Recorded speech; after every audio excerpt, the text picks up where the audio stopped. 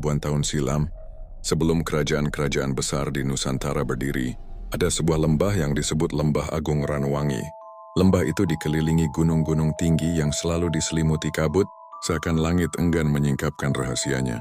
Di pusat lembah berdiri candi batu raksasa, bangunan menjulang dari bongkahan granit hitam, dengan ukiran wajah-wajah menyeramkan yang seolah mengawasi setiap langkah pengunjungnya. Konon candi itu bukanlah tempat ibadah, melainkan gerbang menuju alam arwah.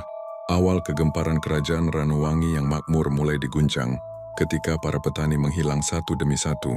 Hanya ada jejak telapak kaki yang berhenti di dekat dinding candi, seolah mereka ditelan batu. Rakyat gemetar, dan kabar menyebar bahwa candi itu lapar akan jiwa manusia. Raja Adiraka, penguasa Ranwangi, mengutus pasukan elitnya, Bhaya Dwipantara, untuk menyelidiki. Namun dari 50 prajurit yang masuk ke kompleks candi, hanya 3 yang kembali.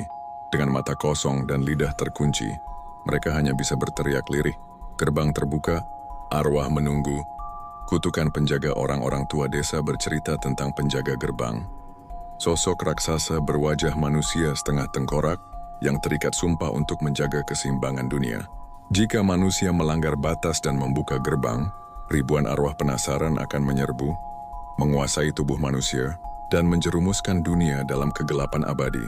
Malam demi malam kabut di lembah makin pekat, api obor padam dengan sendirinya, dan suara gamelan tak terlihat kerap terdengar dari dalam candi, seakan ada upacara gaib yang berlangsung tanpa henti. Pertarungan kebenaran sang raja akhirnya memanggil seorang resi tua bernama Empu Gandamana, ahli ilmu gaib dan penjaga rahasia leluhur.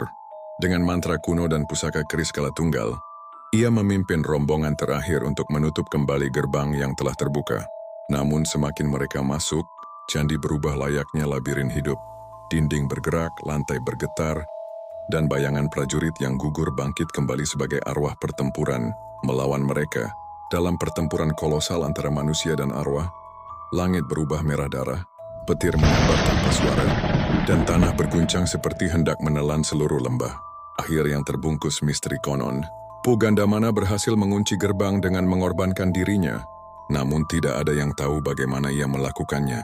Yang jelas setelah malam itu, kabut menghilang, candi runtuh sebagian, dan lembah kembali tenang. Anehnya, setiap 300 tahun sekali kabut kembali turun, dan suara gamelan gaib terdengar dari reruntuhan candi. Penduduk percaya itu adalah tanda bahwa gerbang perlahan terbuka kembali. Hingga kini, tak ada yang berani membangun pemukiman di sekitar Lembah Agung. Mereka percaya, sekali gerbang itu benar-benar terbuka, arwah-arwah dari ribuan tahun lalu akan menuntut balas dan merenggut jiwa siapapun yang berada di dekatnya.